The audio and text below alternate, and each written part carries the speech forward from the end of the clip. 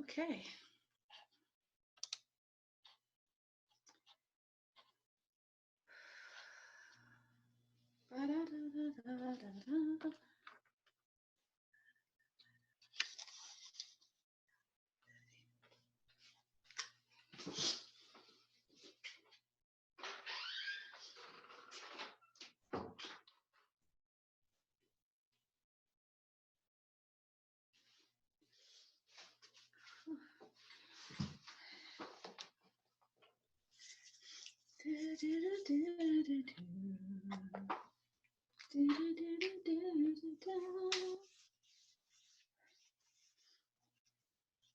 Of course, now.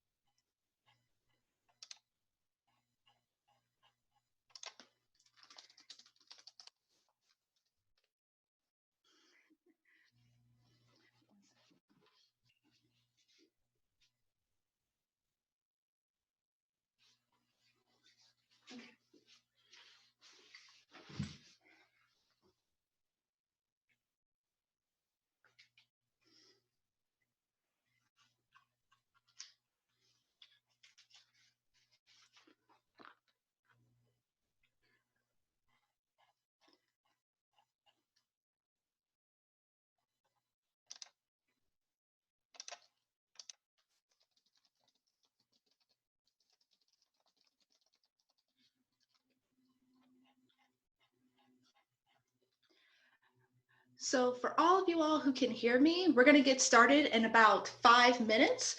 We're just waiting on a couple of more participants to join us here on this webinar.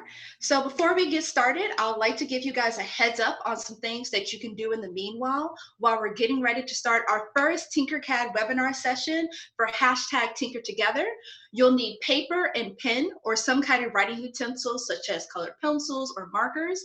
In addition, if you don't already have one, go ahead and create an account on Tinkercad.com. So I'm just going to put it in here already.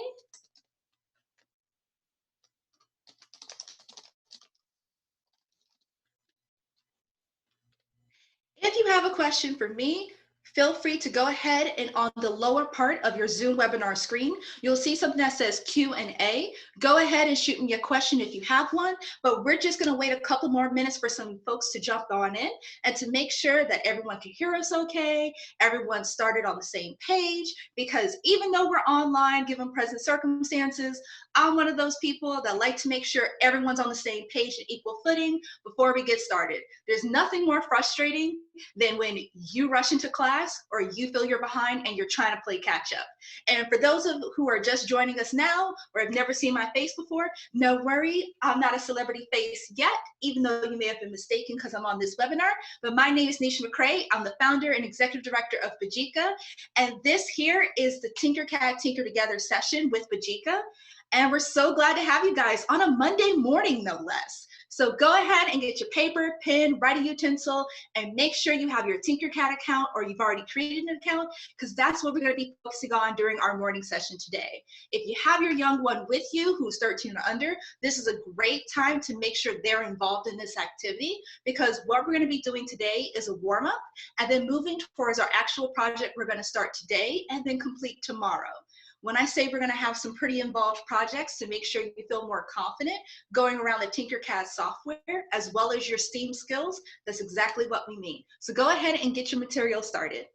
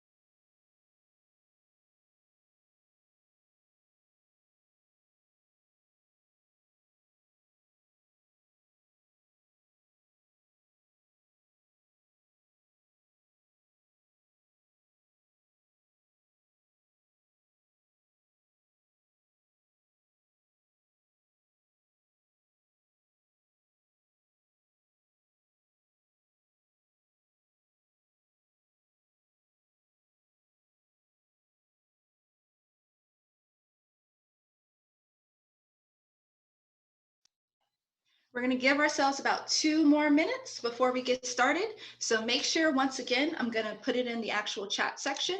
Make sure you have paper, pen, or some kind of writing utensil, such as a pencil, color marker. And last but not least, make sure you've created a Tinkercad account and that you're already logged into your dashboard. If you have any questions, feel free to drop me a question in the Q&A section on the lower part of your Zoom screen.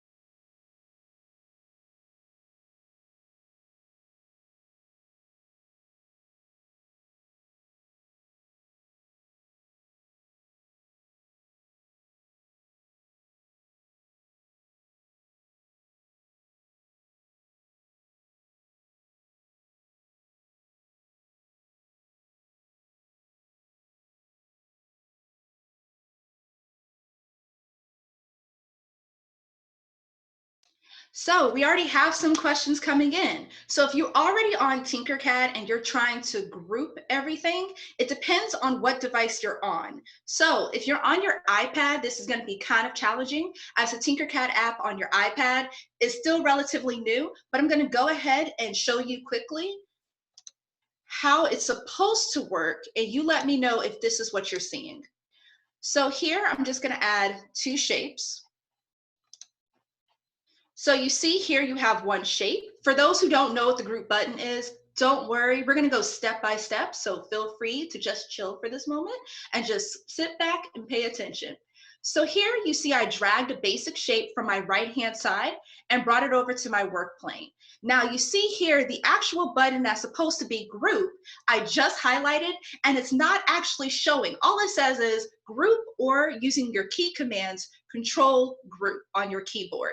However, it's not highlighting yet. That's a mystery. So what you typically have to do is that a group is more than one thing, right? So you have to bring multiple shapes over. So now that I have 2 shapes together, I should be able to drag across both shapes and I'll see the actual group command appear. Now, if I only select one of these cubes, let me separate it a little bit to show what I mean. The group command still doesn't show. If I wanted to use a keyboard shortcut, what I can do is press the Shift key, click the second box, and you see the group button appears. But we're getting a little ahead of ourselves, but just to answer that question that came on in, that's how you can have the group button appear. If it's not appearing on your end, oh, thank you. Someone just let me know, because welcome to technology, when I actually didn't realize my screen was sharing that entire time. Remember, first session, I can only be human. So I'm gonna do that over again. I apologize if that was confusing and you were seeing my face being so engaged in the screen and seeing nothing really happening. But pretty much what I did is I went over and I grabbed a basic shape from my right-hand side. And once again, don't worry if this is your first time with Tinkercad, this is just to answer a question. So I grab the square box and I drag it over. When I drag over the square box, I'm going to go over to my upper toolbar and I'll notice the group command hasn't really appeared. And that's because a group is more than one thing. So in order to have my group icon or that group button appear, I need to put more than one thing here. So now I'm going to bring another box onto my work plane, kaboom, and the group icon still doesn't appear. That's because I've only selected one item. As you can see, because this is the only box with these little white squares on it. So in order to have a group, I need to select more than one thing. Now there's 2 ways you can do this. The easiest way, if you're doing this on your computer, is to click around the 2 shapes and drag and select, like you would do if you were dragging and selecting a picture or dragging, selecting text and anything of that format. Next, we can look over here and we see the group icon appears and I can group. Now, when I group, this means I can move these two shapes the way they were before all around my work plane. But what happens if I go, you know what? This was a mistake. Because I've selected more than one object that's grouped together, the ungroup icon has now appeared. And I can click ungroup, reorient the way I want these shapes to be. And again, you see, because I've only selected one shape, the group command isn't showing. And I'm going to show you the second way to group. So the second way you can group is click, hold the shift key down, select the second object, and this trick works really well if you have a lot of shapes and you only want to select two specific shapes in your work plane. Go back over here and we see the group command has appeared again, collect group, and then we can move it around like we would any other time. So hopefully that answers your question. Any other questions before we get started? And trust me, if this is your first time using Tinkercad, we are not expecting you to know anything going into this webinar session. This is our intro session. If you feel more advanced, then I expect more advanced designs out of you or on your end of the computer screen or iPad. But as far as we're concerned, we'll be showing you step by step on a lot of this. Oh, no preocupes sobre eso, porque hablo español. No sé existe un video en español de esta sesión de Tinkercad. Espero que existe una sesión en el futuro en español, en portugués, en otras lenguas, para las personas que no hablan español, inglés. Perdóname, lo siento, mi español no es muy bien, pero espero que usted entienda, más o menos. So have that one. Any other questions before we get started? Perfect. Okay, seems like that made a lot of sense. And just because there's a couple of things with Zoom webinar, I want to make sure for everyone's safety. Can everyone see questions from other panelists? I just want to make sure that before we move forward, we protect everyone's privacy. So any questions that you pose are privately sent to me and not being shared with everybody else. So if someone would in the chat or the Q&A, let me know if they can see anybody else's questions. For me personally, I just want to make sure that your privacy is protected. It's not like in the classroom that there's the embarrassment part of, ooh, I asked a question, but I just want to make sure that everyone's privacy is protected on this.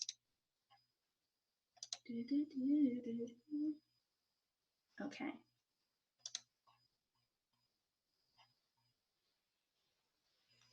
Awesome sauce. So I'm going to go ahead and get started. What I like to say is these sessions are going to be broken up into multiple breaks. So I know some of you all saw the registration and saw it was a 2-hour session. And some of you were like, oh my God, it's 2 hours of Tinkercad. And based on your Tinkercad history or how you feel comfortable with the software, that could be either, oh, this is amazing, or it could be, I'm gonna just see what's happening, but yeah, I'm not sure what this is. Okay, so we have a couple of people who say they can't see chat, but they can see other people's questions. Okay, if you can see other people's questions, can you see other people's questions or can only see Q&A? Let's say that. And I'm sorry to be a stickler, but my whole thing is about, ooh, you can see it all. Okay, we're gonna have to remedy that. If not now, okay. So what I would suggest is please, if you ask a question while we're figuring that part out to make sure we maintain your anonymity, if I said that word correctly, it's still kind of early in the morning for me. Please only use your initials if you're sending a question, if possible. We'll update that to make sure we can protect. Okay, you can only see questions that you answer. Okay. Okay, perfect. Again, welcome to Gotta Be a Stickler About the Privacy. So switching gears, this session is going to be a 2-hour-long session, but don't panic. That is not 2 hours straight of doing Tinkercad sessions. For me personally, the way I like to approach it is that I'm going to give you guys a warm-up exercise, which is going to go through some basic skills that you will need to do the major project of the sessions. So for example, for today is Monday, and I don't know about you, but I know that we here in Boston, where I'm based with my company Mbadika, we're based in Boston, and we've been in our stay-at-home order for the past 3 weeks. So I don't know about you all and where you're based, etc. And feel free to say so in the Q&A, like how long you've been in the stay-at-home, or if you're actually in a stay-at-home yet and you're just enjoying a Monday morning with us because you just love Tinkercad and STEAM activities. How long have you guys actually been a stay-at-home? Because I wanted to do something to pat ourselves on the back, regardless of where you are, regardless of what procedures or what you've gone through. I've heard so much from my students and from my partners and colleagues about what's been happening the past couple of weeks. I felt just for waking up this morning and coming on to this Tinkercad webinar, we should congratulate ourselves, right? So what better way to congratulate ourselves than to give ourselves a cupcake? And not only any basic cupcake, but a cupcake topper. Because if you can't tell, I am not that young, but I'm young enough to remember that one of the greatest memories was when there was a holiday or somebody's birthday, or it was some kind of celebration when I was in school, and that parent or that teacher would bring in those supermarket cupcakes, and the supermarket cupcakes would have these little unique toppers based on what actually was the celebration. So for example, some of you may see the more mature version of this, which would be like these little unicorn toppers. I've seen cute people do like chocolate on top of cupcakes. I've also seen folks, so you see like the little chocolate sticks there. I've also seen people do like mini Starbucks design cupcakes as toppers, rainbows, sprinkles, whatever suits your fancy or the occasion. Because I'm one of those people that it's been a long couple of weeks. I want to congratulate myself, and I thought it would be a perfect warm-up activity in Tinkercad if this is the first time you're using the Tinkercad software, or you just want to refresh on a couple of skills that is in Tinkercad. I thought this was the perfect warm-up. So what I'm going to ask you all to do is I want you to take your paper and take your pen, and I want you to A, sketch a cupcake, and B, sketch what is your ideal cupcake topper. That could be a straw and you can have your name on it. It could be rainbows. It could be a unicorn. What would you like on your cupcake to say congratulations for an awesome time in isolation or doing stay at home, etc. Whether you are out of school, whether you did those chores this weekend, whatever you did, what do you want on top of your cupcake topper?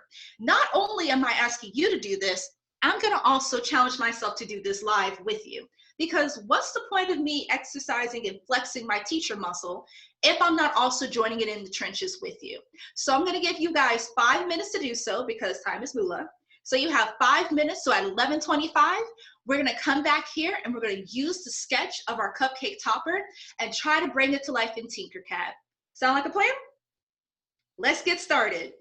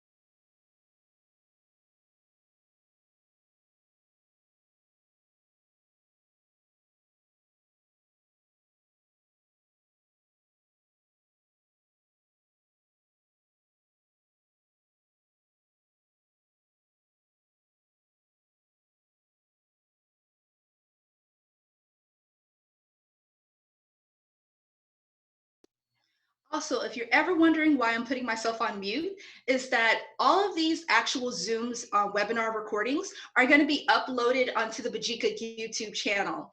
And while you're brainstorming, drawing, and thinking about what you want your cupcake topper to look like, I'll give a little bit of backstory. And so Mbadika, which means idea, it's very hard to say. So no worries if you saw the email and you went, I have no idea how to say this company's name.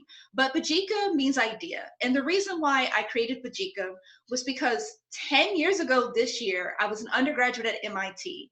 And one of the things I noticed while I was a sophomore there, if you wanted to add up my age, was that a lot of my colleagues didn't grow up the way I grew up, in which on Saturday, your dad brought you out to the garage and he showed you how to use a CNC router. He showed you how to do woodworking or fix a car. Like, I grew up in the maker tradition. And what that means is I grew up as an engineer, arts and crafts from my mom, and being able to mesh those two things together to bring most of the crazy ideas I had as a kid, and even now, being able to bring those to reality or to real life.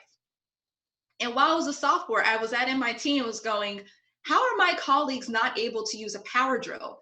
These are second-year mechanical engineer students who are at the top engineering school in the world, and they don't know how to use a power drill, or they don't know how to use a hot glue gun, or they've never been forced to create a prototype out of cardboard, or something that like involves anything with electricity. And it just baffled me at that point. And at that moment, I looked back on, well, what was my parents' background in education? And why were they forced to be creative and makers in their own right? And the more I thought about it, the more I was like, you know what? I've been blessed with a certain background and upbringing that I feel like this is my hidden talent to share with the world. And so 10 years ago, we started Mbadika as a STEM nonprofit in which we basically taught product designer development, which is how do you bring an idea from inside your head or scribbled in a notebook or something that you only daydream about while you're riding in the car or the bus, or not trying to pay attention to someone on the train, speaking from personal experience, bringing that to actual reality. And so I spent the past 10 years traveling around the world, teaching these workshops and developing new skills and being able to share those with people, and being able to say I worked with not only Autodesk, but NASA, Microsoft, and helping them reach other people to bring their ideas to life. And what I can say right now, which is one of the beautiful things about this webinar and this hashtag Tinker Together, is that this moment has caused everyone to become a maker in their own right. So while you're finishing up your sketch on your cupcake, etc., I just want you to know that you being here, and I know this is going to sound like Soul Cycle inspirational, but that's okay. And for my young ones tuning in, Soul Cycle is when adults just bike ridiculously hard, like you would bike around the neighborhood, and they pay someone to make them feel good about themselves. So you have that to look forward to. But while you're finishing up your cupcakes, just this cupcake topper you're designing is to congratulate yourself for still using your maker mindset while all of this is happening. So there's your little inspiration for this morning if you missed your cup of coffee. So hopefully everyone has some idea of what their cupcake topper is going to look like. Mine is pretty basic because I want to use this as a moment to showcase some basic skills in Tinkercad, but I want to make sure I'm not missing any questions before I move forward. So everyone's kind of feeling okay. I just need a couple people in the Q&A section, since I can't have you all chime in. Tell me yay or raise your hand that you're doing good, and we'll get started with Tinkercad. Ooh, I like the hand raises. You'll also tell I'm a high energy person once I have my cup of coffee, and lucky for you, I've had my cup of coffee. So let us switch to Tinkercad. Okay, as I stated, I'm going to make sure that this is more a review for those who want to review in Tinkercad. If you already feel comfortable enough in the Tinkercad software, as some people in the Q&A section seem to already have a handle on it, I'm going to let you guys go forth and conquer. But for those who want to just get a review of some skills, or this is your first time ever encountering Tinkercad, you can follow along with me, and I'm going to keep it simple and easy peasy for you. So first, Tinkercad. Hopefully you've encountered Tinkercad in terms of you know what it is, but I'm going to give you the textbook definition. So Tinkercad is a computer-aided design or CAD software that allows for you to bring your ideas to reality in a computer model. If you're like me and you weren't blessed with any artistic talent, like I can't sketch, I can't draw to save my life, Tinkercad is a lifesaver, because a lot of times when I'm trying to bring my ideas to reality, or I'm trying to communicate what's the actual idea I want someone else to bring to reality, I can't draw or sketch or communicate it pretty well. So one of the things I'm forced to do is use computer-aided design or CAD software in order to do so. Now, some of you may be familiar that Tinkercad is pretty much the right-hand partner or like the best friend to 3D printers. Most people who use Tinkercad use it to not only create a computer-aided design model, which is the name of the model you create using CAD software, but to send it to their 3D printer. My 3D printer, or R2D2 because it's a Dremel 3D20, if you know that printer, you know Star Wars reference. Using Tinkercad, I can send my computer-aided design or CAD model to my 3D printer to bring to actual reality in terms of the physical thing that I can hold and touch and review in order to consistently make my idea better. So here you see me in Tinkercad, we have something called a work plane. A work plane is pretty much just your table. It's where you're going to bring your model to life. So just like you have clay and you can manipulate clay or Play-Doh on a tabletop, consider your work plane that kind of thing. So our task is to make an actual cupcake topper. So first things first, I have my measuring tape here. Ooh, we have 2 more participants raise their hand. Awesome. So I have basically here, I have my measuring tape. Now, a typical cupcake is about, I think we can all agree, a typical cupcake is no more than 3 inches. So if a cupcake is no more than 3 inches, does it make sense to have a cupcake topper that's 3 inches? No. The only way it makes sense to have a cupcake topper that's 3 inches is you want your cupcake topper to like disappear into the actual cupcake. Like, what is it, Mario and those little tunnels? Okay, I may be dating myself, but you know, that's okay. So we're gonna start off with trying to find how tall do we want our cupcake topper. So in order to do that, I'm gonna create a fake model. And what I mean by a fake model is allows for me to see what kind of lengths and heights I want for my cupcake. So I'm using a basic shape called a cylinder that I dragged from my right-hand side and brought to my work plane. Now, the reason why I'm using a cylinder is because it's pretty much the shape that looks the closest to a cupcake. Some people may disagree because they're like, the best part of a cupcake is the whipped topping or the icing on top. If you're that kind of a stickler for it, we can remedy that by simply going here. I'm going to click my cylinder. On the bottom, I can see I have something called 20 and 20. So this cylinder is 20 by 20. But 20 by 20 what exactly? If I go down here, I'll notice that it says snap grid 1 millimeter. So that tells me right there that the units I'm working with are millimeters. Now, for our young ones, if you are not comfortable using millimeters, that is totally okay. For a US-based audience, and I think there's only one other country in the world, and I used to know this, I don't think it's Sao Tome and Principe, but it's another country. Yes, I am that trivia person. There's one other country that uses inches. If you feel more comfortable with inches, or that's what you're going with at school, what you'll need to do is go to Edit Grid, go to Units, and change it to inches. I like to keep my presets, which is the length and width of my actual work plane, to 10 inches by 10 inches. If you want to make it more like a ruler, you can do 12 inches by 12 inches. This doesn't really change your designs or what have you. I like to update my grid because it helps me keep it in perspective with reality. So a lot of times when you're working with a work plane, because it's digital, you will think, oh my God, my model is like this big in real life. And then you send it to the 3D printer and you find out it's this big in real life. And you're like, that's not what I really wanted. But you know, I have to go back and do some funky math in order to figure it out. And then this becomes your best friend. And I don't want that for you this early in the morning. So what we're gonna do is make it something that we can mentally process. And I can mentally process 12 inches by 12 inches. As you can see when I zoom out, it's already a huge difference. And you'll notice down here it says snap grid 1/8 of an inch. Don't worry about this for right now. We're gonna use this later on in the week as we do more involved and more complicated designs. So right here we have our cylinder, and now it's appearing as 0.787 inches by 0.787 inches. Now, I'm an engineer. I like numbers. Do I like those kind of numbers?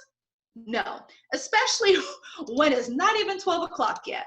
So I'm gonna change my cylinder to be about, what would we say is the average width of a cupcake? I would actually like you guys to tell me, what do we think is the average width of a cupcake?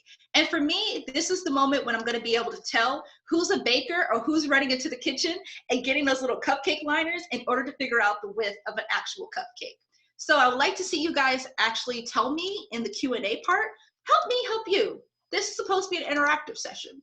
Ooh, I get 2 inches is what someone said. Do we have any other responses? Because I think 2 inches would be about, it's about this big, which is about the length of my thumb. That feels about right. Yeah, that feels about right. I can hold a cupcake in my hand. So while I'm waiting on a couple of more responses on how wide I should make my fake cupcake, if you're stuck on the last part, where you're gonna go is going down to edit grid. When you go down to edit grid, it's gonna allow for you to actually change dimensions. So let me click off my cylinder, click edit grid, and I can go here to units one more time, inches. If you want millimeters, keep it to millimeters, but you can also change it, the width and the length. For those of you who have 3D printers at home, A, you're a lucky little devil, huh? 2, you can actually go to presets, and if you want to send this to your 3D printer later, this was a little trick that saved me a bunch of times, you can actually make this the length and width of your 3D printed plate. This is not important if you don't have a 3D printer and you're gonna take your design to a 3D printer, but if you do, you can do it that way. If not, no worries, keep it at custom.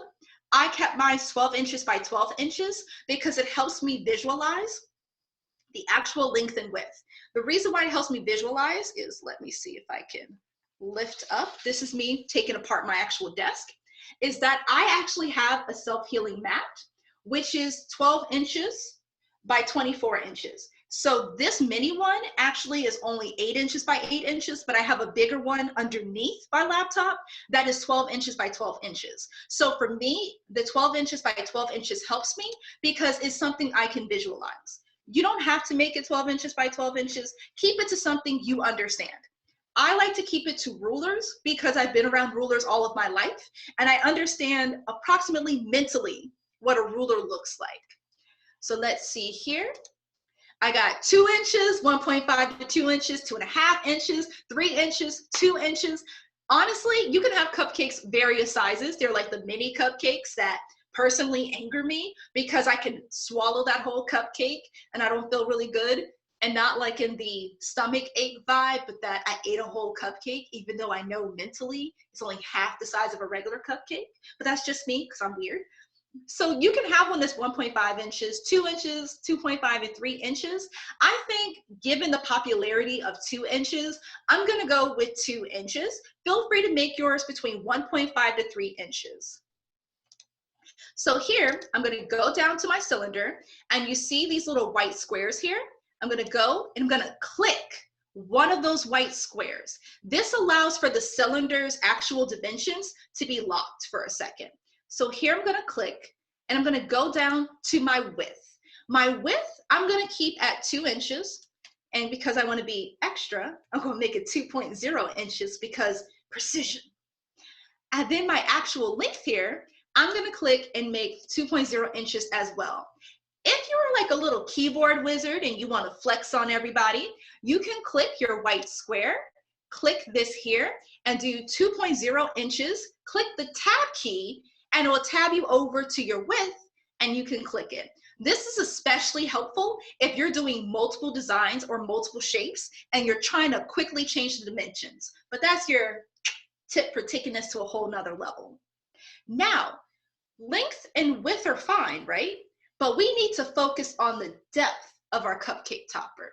So the way we can actually go through depth or height on our cylinder is here. Now we've talked about the width of a cupcake is about 2 inches. And I'm gonna throw you guys this bone here. Typically, if you have a 2-inch cupcake, then the base of the cupcake, the height of it, is about 3 inches. So it's slightly longer than your thumb, but it's about the tip of your thumb to about this point here on your hand. It's about 3 inches. So I'm gonna go ahead and click the height. So you see the height here is that little white square in the middle of your cylinder. Click it until it turns red. Move your mouse over to the actual height or depth, and I'm going to click 3.0 in order to make that. Now that looks like a monstrosity the way it zoomed in, right? But if I use my mouse and zoom out, or I use the zoom out button, it doesn't look so bad here. If you want to make it a little shorter because you're not about all that cake in your cupcake, then feel free to make it 2 inches to make it a little bit more reasonable. Or if you're one of those people who fill your cupcake tins, and I used to be a baker, so I'm gonna silently look at you in a disapproving glare, you can also make it 1.5 inches if you're all about the whipped cream icing or buttercream icing on top. And I mean, hey, looking at these cupcakes here, I don't blame you for wanting to go into the icing. So going back into our Tinkercad, this is a good baked cupcake, right? But we can do a little bit more. So here, we're gonna click over and look at the shape toolbar. With the shape toolbar, we can actually move the dials and manipulate how round or how many sides we want our cupcake to be. So I want you all to play around with that feature quickly and see if you want to have a little bevel, which you can see here. I'll add a little, that little curve onto it so it's not such a sharp cylinder. And how much of a bevel do you want there? How many segments? And figuring out, oh, if I increase the number of segments, what happens to my cupcake? On top of that, you can even change the color. So for me, my cupcake, I want it to look like a real cupcake. So I think this one is as close to a real cupcake as possible. For those who are really into, you know, your hex color values, etc., because you've done HTML work or you're that kind of designer, feel free to click custom and you can add your own hex key or move your dial a little bit in order to get the desired color you want. Remember, just because we're going through the basics doesn't mean there aren't tips and tricks that you can learn to upgrade your Tinkercad game. So I'm going to let you all do that. And once we're finished with this, we're gonna have to add something on top of our cupcake before we can start adding, you know, our actual cupcake topper. So, I'm gonna, let me go in and answer a couple of questions. And by the way, I'm gonna ask you all for a lot of feedback during these sessions. For example, when I'm allowing you to work on your own, one of the things that we're trying to see whether or not you guys will be interested in, instead of just hearing silence while you're working, are there any tunes in terms of music that you would like to hear to make this more fun and engaging, like almost a video game or that kind of manner? And I don't know what that is, but we're gonna let that go. So feel free to give feedback while I'm talking or throughout the whole session if you have an idea on how to make this better. Remember, this is us tinkering together and we want to make sure this is fun. Like for me, I get to share something I'm really passionate about, but I'm also trying to bring you in to understand why this is the most relaxing and awesome time for me and why us and Autodesk were basically like, this needs to happen and this is why we're gonna spend the next couple of weeks doing this. So feel free to add comments. I'm gonna just put myself on mute to no longer distract you through your process and getting ready for the next step.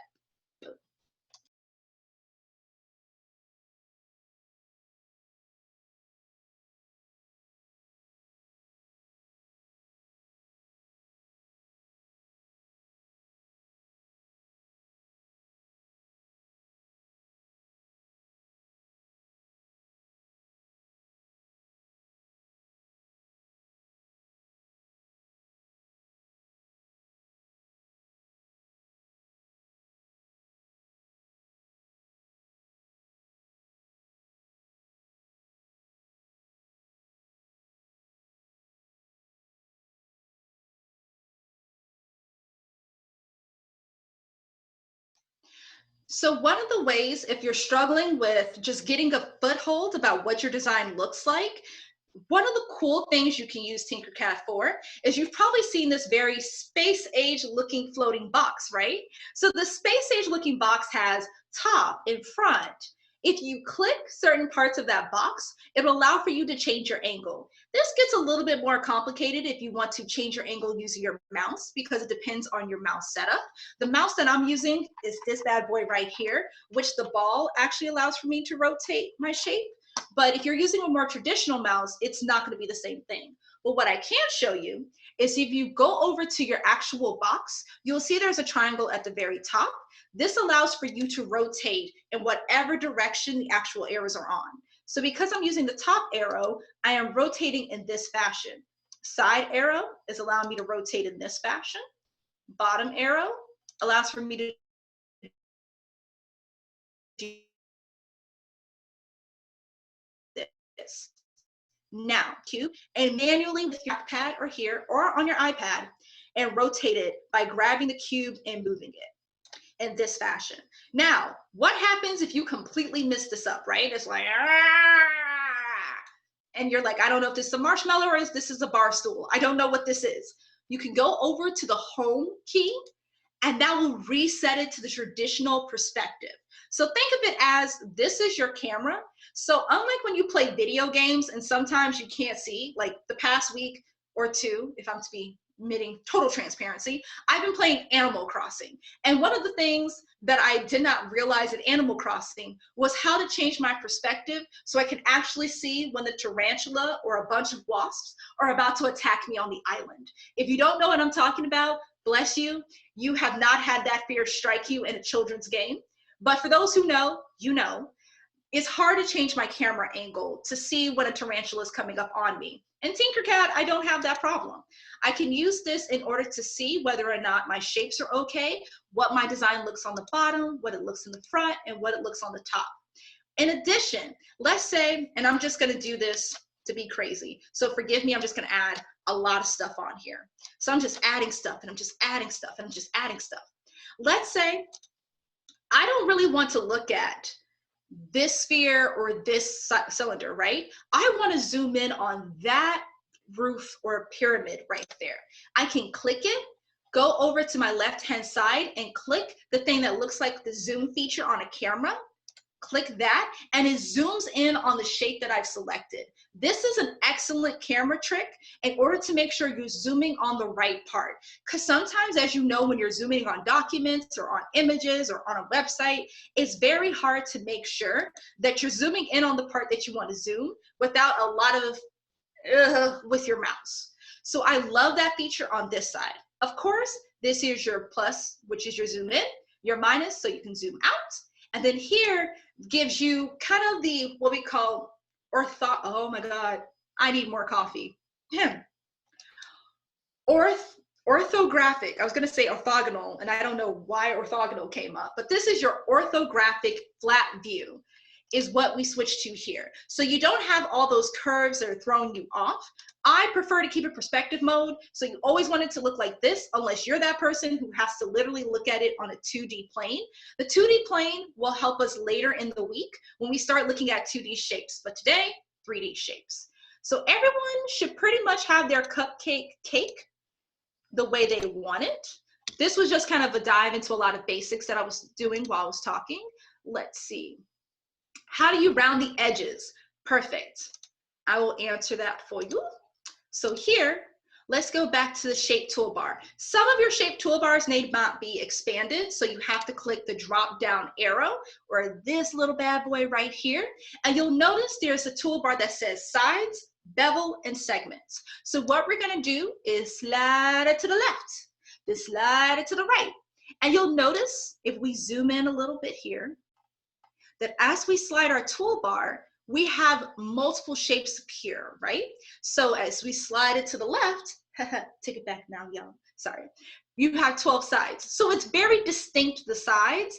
And if you're a fan of beauty products or what have you, it reminds me of the Fenty Beauty stuff. If you're a fan of stop signs, it reminds me of a stop sign as well. Even though it has a couple more sides to the stop sign, but who's really counting? Just ignore the count that says 12 sides. So if we move it to the right, we'll start to see more sides develop, right?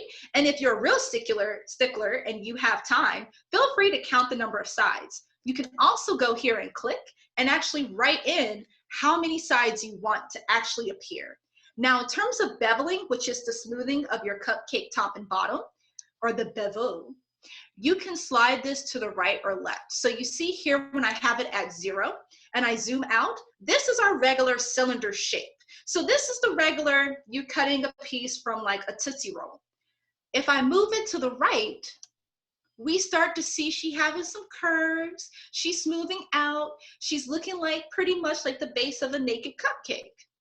In terms of segments, this doesn't affect the cylinder basic shape as much in Tinkercad, but you can play around with it if it improves the shape the way you want it to be improved. Like if you wanted to get this shape, which is what I consider to be like a freshly cut coconut shape, then feel free to play around with segments. I like to keep it at the maximum number of segments because it gives me that perfectly round, almost like ottoman or like a stool that you would have like in office spaces or in a classroom, which is what I consider to be the closest to an actual cupcake shape.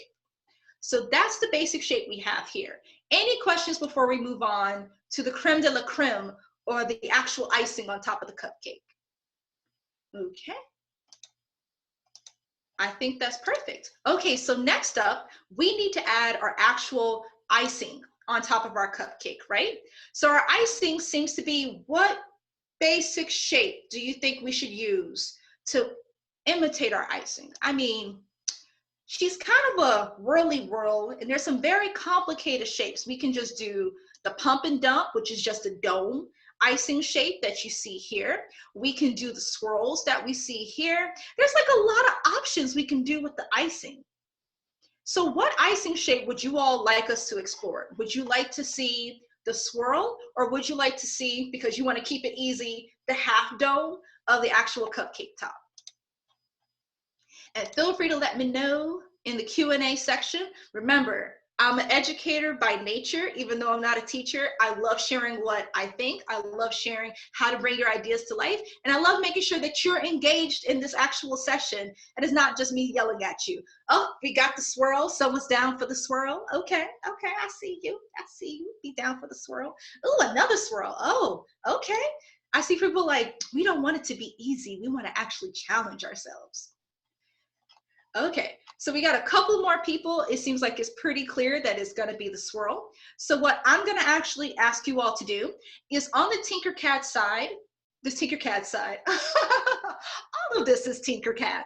I want you to go to basic shapes, and I want you just for a second to spend a couple of minutes looking through all the actual Tinkercad collections and figuring out, what do you think would be the closest thing to use in order to create a swirl. So I'm going to give you guys about 3 minutes to explore, and you can see it right here. If you go to your right-hand side, you have your Tinkercad toolbar or your collections bar.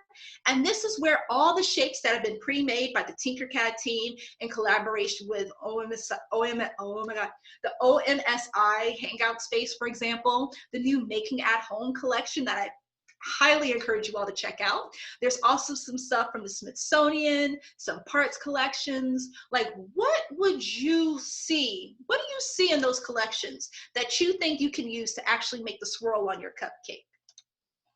I like how everyone's like, dang, okay. Okay. I see one that I've never thought of as a suggestion. And now I'm going like, actually, let me try that one. Because just like you all, I want to challenge myself a little bit. So we have one suggestion to using the paraboloid. Again, I apologize. Even though English is technically my first language, Spanglish is technically my first language. So I actually I grew up in Miami, and I'm not to talk anything about Miami, love the city, but I'm gonna say my English classes were more Spanish with English thrown in. And so I'm not great at Spanish or English, even though I understand both perfectly. It's hilarious. So forgive me if there's some words that I know what they are, I cannot say them. And given the fact this is a Zoom webinar, feel free to just be as uncomfortable as me where you're going, I don't know how to say that word, but I'm not in the classroom. It's one of the blessings of being on Zoom. You can mispronounce it in the comfort of your own home and just make fun of me as I attempt to pronounce it on this webinar, which is going up on our YouTube channel. So other people can see me mispronounce this word, but you know, that's okay. I hope. But my mom watches these probably, so I expect a phone call soon. But regardless, we have 2 suggestions so far. We have the paraboloid, and the cone as 2 shapes that you guys have discovered so far that can make for excellent cupcake toppings for our whipped cream icing simulation. What else? I already saw the half sphere suggestion that someone brought up, so we're gonna bring that over. And I have room for one more suggestion, folks. Ooh, a diamond. Okay. Someone's like, shine bright like a diamond. Okay, I see you. Oh, wait, I almost missed the diamond. It's right there. So we have a diamond as like how to actually do a cupcake. I actually really love the diamond and being able to probably make like a mix or hybrid these actual shapes in order to make the icing topping. Wait, whoa, diamond. We have a couple people here. Yes, scribble. Someone has also seen something. So for those who aren't familiar, if you go here, you've probably seen something that's weirdly called scribble. So we're gonna explore that one here. I should probably hold off on that one because that one's gonna change my whole screen, as you will see very quickly. Okay, so let's exit out of Scribble. But just for those who are unfamiliar with the Scribble tool, because this is your first time, the Scribble tool allows for those with really steady hands when it comes to the mouse. I'm not the perfect person at it to be able to create an actual sketch. This is me pretending I actually can use the Scribble tool. As I said, I am not an artist by any means. As you can see, now it's starting to look like those little white and pink pieces in a ramen bowl that I think is a radish cake or something. Yeah, it's starting to look like that. But as you can see over in the upper right-hand corner, anything that I scribble using the actual Scribble tool is becoming a 3D model on my work plane, as you can see in the upper right. I don't like it, but just for the sake of being human, I'm gonna leave it there because we could do a little bit better than that, but I'm gonna let that go. So that's an option. I'm gonna click off and I'm gonna do, like I showed you guys before, click the home button so I can reposition. Any other things that we've noticed in the actual right-hand toolbar here? Oh, a torus and a paraboloid. Sorry, I'm gonna keep doubting myself on that one. Okay, so we got the torus here. And I'm going to duplicate because this is a fun time to show you guys a feature. So I'm going to click here and I'm going to go over to this little bad boy over on the left-hand side. And this allows for me to duplicate and repeat something. So that way I can make 2 paraboloids if I'm too lazy or I'm just feeling extra and I don't want to click and drag over one, or which is what you really want to use it for, if you have a shape that is already the perfect dimensions, like let's say I don't want to click another cylinder over to the work plane if I want to duplicate and make another cupcake because I've already tweaked this one the way I want to. So instead of dragging the cylinder over and redesigning it, all I can do is just go here, click duplicate and repeat, or do Control D on my keyboard, and I have not 1, but 2 cupcakes. But I'm gonna delete that spare cupcake because even though I'm not on a diet, I'm just gonna keep it low-cal for this webinar. So we have this combination. Any other ones? Last call. Just like when you're out too late and they play that song, it's closing time. And then something. I forget how the rest of it goes. Okay, going once, going twice. Last call.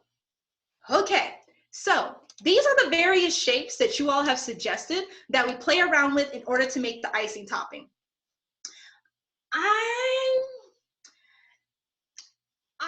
think the one that has tickled my fancy is the diamond, and I'm going to explain why. So if we look over at the cupcakes, we'll notice that they start off with a circular base, right? Or if you're not paying attention, it's just any kind of base that could be round. And if we zoom in, I'm going to pick one such cupcake because this one looks delicious. It starts to kind of go almost like a cone, but in a weird swirl type of way. So let's look here and see what we can do with diamond. So I'm going to zoom in on the diamond using that weird zoom feature. Oh, wait, perfect. Using the zoom feature. My hands didn't twist the way I thought they would, but hey, that's the way it goes. And for those who were asking in the Q&A session, I was like, hold on, because I know some people already are familiar with Tinkercad and they just need to brush up on some skills. As I zoomed in on the diamond, if you see here, there's this weird faint little double arrow that's like this. That double arrow will allow for me to rotate my actual shape because the actual cupcake cone is like this. We don't want it like, we want it like this. We don't want it like the diamond is showing like this. So what I'm gonna do is click that little double arrow there and I'm gonna rotate all the way down to here. And for those who know their geometry a little bit, this is 180 degrees. If you do not trust your actual rotation skills, I'm gonna undo quickly. You can actually click the arrow, drag your mouse up, start rotating, click the box here and go 180. That way you are precisely moving 180 degrees instead of trying to eyeball it and trying to get your motor skills to actually show you moving only like 1 degree. And so we have our upside down. Now, it does kind of look like the swirl on top, but we can add a little bit of dimension to it. So here, remember that's our depth or our height. We're gonna move it slightly up. In order to make our whipped or ice topping, I'm a fan of whipped cream icing, but if you're a buttercream icing fan or a chocolate icing fan, we want this to be reaching towards the universe and the stars. And so I'm gonna move my height up just a little bit, but then I realized there needs to be a balance between this main chunk here and this bottom. And so now I'm gonna look over at my shape options, and I see there's not a lot of tweaking I can do to the diamond. So it is what it is. Now, my diamond needs to be up top or on top of my cupcake. Now this is where it gets tricky. So now I need to move using my camera view so I can see this clearly. I need to move this to be on top of this, right? So I can't remember, what was the height of our cupcake? I think we went from 3 inches to 2 inches to 1.5 inches, if I'm not mistaken. So I'm gonna go with 1.5 inches. So here, I'm gonna double check, it's still 1.5 inches, always double check. Measure 10 times, cut once. I'm gonna click here, it's 1.5. So I'm gonna show you a neat trick to actually move this up top. So here, I'm gonna use this black triangle. Now, regardless of your age, I'm gonna speak from 5 years of teaching Tinkercad, okay? This black triangle is probably the part that most people will claw their eyes out about because it's the part that's probably the hardest mentally to get. So I'm gonna do this multiple times, so do not panic, do not worry. But here, I'm gonna move this up. And you notice I'm moving it manually with my mouse. And I'm moving it up until it's 1, and you see that's 1 1/8, but I'm gonna go ahead and save it, 1.5 inches. Now, you don't have to manually move it up. You could have did what I just did, which is, let me do it again. Click the black triangle until it turns red. Go over just like you did length and width and change the actual height from the work plane, which is what the black triangle does. It is not the height of the shape, it's the height from the work plane, and make that 1.5 inches. And now we're gonna zoom in on that part, and we're gonna play around with our camera angle, and we can see, once we move it to the side, that this is pretty much in line with this. So now we're gonna go to probably my favorite tool in Tinkercad, and that's the align tool. Now, the align tool is beautiful for perfectionists like me. That's why I'm ignoring my scribble from earlier. The reason why the align tool is perfect for anybody who likes their stuff to be centered and essentially aligned. I'm that person that you have 15 M&Ms laid out in front of me, right? And I can tell the one M&M that's off by 1 meter, and it drives me up the wall, and probably drive my family members and friends up the wall as well. But one of the nice things is Tinkercad doesn't make me angle to make sure my cake looks good. And I'm going to show you why this is important, because the camera angle can play tricks on you, just like on Instagram. So here, I'm copying onto this shape here. Here, this looks pretty much centered based on this angle, but it very quickly becomes clear. I'm going to select this because I want this to be in my view. That icing getting aligned like is more towards the front of my cupcake than it is towards the center. So what I want to actually do is change my camera perspective to be dead center. And we can tell that it's a little off here, even though when we're looking here, it looks pretty centered. So I'm going to go back to the top. I'm going to click my actual icing top and then click my cupcake base. Now is where the magic happens. So I'm going to make sure everyone's on the step before we move forward. Perfect. Okay. So I'm going to wait a couple more seconds. Feel free to raise your hand to just let me know that you're on this step here. And also, I'm going to do like a little side hand. So the reason why I have to mute myself sometimes when I'm like doing some background work is because I like to sing like the Doug theme song and other songs from my childhood or from TV shows that some of our younger audience members do not know about. And apparently, because these actual Zoom webinar recordings we're doing right now are going to be uploaded onto YouTube, I can get something called a copyright strike. And so, funny mini story while I'm waiting for a couple hands to go up is that I actually received a copyright strike a few months ago for humming the Doug theme song when I was using Tinkercad on a video that was uploaded onto YouTube. And I didn't even know that I was humming a copyright song. I thought it was a theme song or a hum that I came up with originally.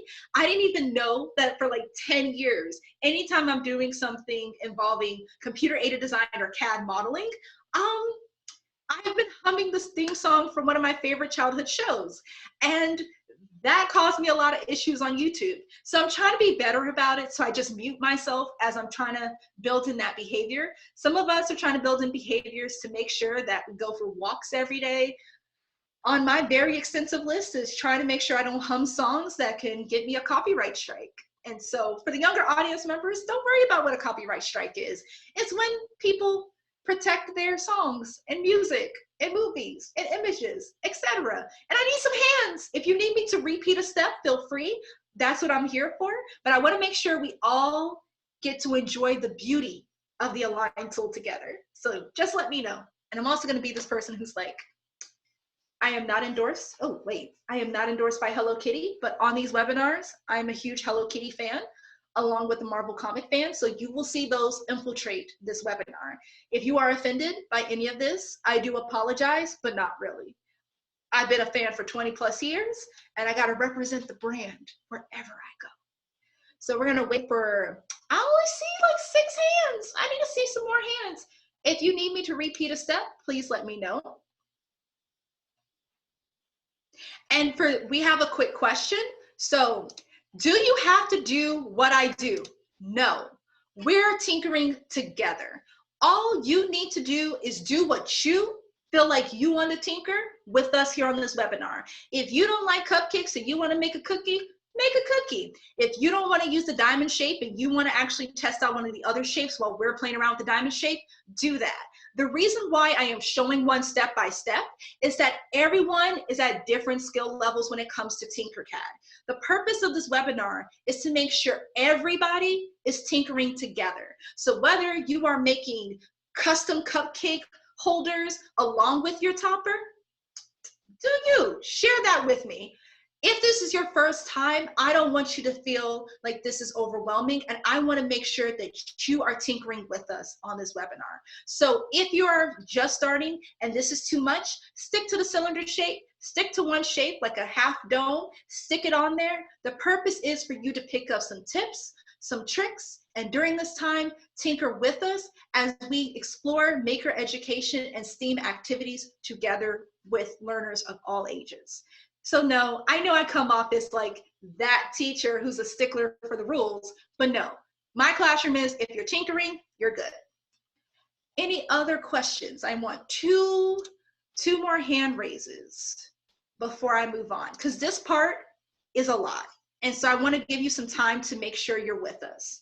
And also because I'm going to drink some water. And I'm going to mute myself so you don't have any of those weird, I don't think I made weird gulping sounds, but just in case.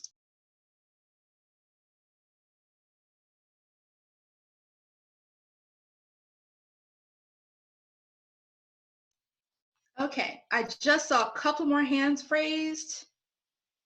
Is there a musical note? A musical note in terms of a musical shape in Tinkercad that you want to create? Because I will actually say what 3 shapes I would recommend, but I'm not a musician, so I don't know what specific note you're trying to create. I would say go along with a half sphere. If you want to do that, lay it down, use the box in order to make the straight line connecting the half sphere, which will be like the bottom of the note. You can even manipulate the half sphere to make it like an oval. I can show you here quickly while we're making sure everyone's on the same page. So the question I'm answering is there a musical note in Tinkercad? So I believe there was. I'll have to double check in what collections, as there have been some multiple collections made. But you see here, I'm just going to make this a 45-degree angle. I'm going to zoom out. I'm going to bring my box over here. Okay, we got the hand raises. I'm going to answer this question, and then we're going to move on to actually aligning. So just give me a moment. And I'm just going to decrease it here so it blends in. I don't want to go into the work plane, but I'm trying to do this quickly. So forgive me, it's not going to be perfect, but this is just to give you an example. And you see here when I zoom and it's zooming into the middle of the work plane instead of where I'm working, this is when we click over here. So I can actually make this the way I want to make it. Drop this down low, drop it real low. Go up to the top, zoom out a little bit. And feel free, you can also increase the height of this here. For the actual top part, and again, I'm not a musician, so this is from my memory of what one of those musical notes looks like. I'm going to rotate this. So remember, previously we rotated here. This is a question from a more advanced user, so if you are not an advanced user, don't feel like you have to follow. Just look and realize the power of this tool on making more complicated shapes, which we're going to explore more and more this week. And then I'm going to rotate back here. Increase the height a bit. Ooh, nope, I did not increase the height the way I wanted to. And also this is all freehand, so looks can be deceiving on what this would look like in person. And oh dear Lord, I do not know how this, does it go like this? Like this? You can add more shapes to manipulate it. Am I showing that I've never played music before? And then I'm gonna make this and pinch this bit and then rotate it slightly. That looks more like it's a flamingo, but you get what I mean. So that would be like the base of what I would call a musical note that you want as a topper, and then manipulate from there just to get you started. But excellent question. So everyone is good. Everyone has their icing in their cupcake. So what we're gonna do, I'm gonna show both methods. The first method I'm gonna show on using the Align tool is that I'm gonna click and drag across my 2 shapes. Now this is where you can still click and drag because you still have some space here and still have some space here. I'm gonna go over to the right-hand side to my Align tool, and I'm gonna align that bad boy down the middle. And you see that if you align or what you want to align, there's like this really faint orange outline. It's showing you what the future would look like if you selected that option. And so I like the orange outline because it gives me kind of a, am I making the right choice before I click it? Now, nothing is permanent. If you ever make a mistake, like if I wanted to undo that previous align, I can click the undo button on the left-hand side and then go back to my align tool and then reevaluate which adventure I want to take. So one of the books from my childhood I love to death, and I've been like on the hunt to build a bookshelf filled with all the editions, is Choose Your Own Adventure books. And that was because I would pick an adventure, most times I would pick wrong, and then I would try to backtrack to my previous decision to make the correct decision or the correct choice that got me back home. So if you're looking for something to read, check out the Libby app. It is the app that most public libraries are signed on to that allows for you to check out books for free. If you're looking for some reading during this time, regardless of your age, Choose Your Own Adventure books I love recommending because they challenge your critical thinking skills. So now we're back off that tangent. You can see the middle part. That's what I want. I can come over here to the side and even play up my camera angles, because remember we learned our lesson from last time. And I'm going to go up here at a little tilt, and I'm going to see what my future looks like aligned on this side. My future looks bright. Now here, when we're looking at this vertical align tool, this is where it can get a little tricky. Now, we don't want to align to the bottom, and you see like all this stuff is in the way. We don't want to align to the bottom because that's going to bring our icing topping back down to the work plane. And we don't want that. That's why we can't see the orange outline. And I'm just going to show you what it looks like. See? Disappeared. We don't want that. So what we're going to do is go back to our line tool and we're going to see, do we want it in the middle? No, because it's going to be in the cupcake. Do we want it aligned on the top? Nope, because that means that all of it's going to be up top like this here. We don't want that either. So one of the tricky things is just making sure it's aligned on the top. Later in the week, we'll go through how to do more minute, fine details on it. But this is our cupcake. And I don't like that icing. Like the icing is like someone said you only were allowed 15 calories with your cupcake. And to me, I'm like, if I'm buying a cupcake, I'm buying a cupcake. I want my whole cupcake to be covered in icing.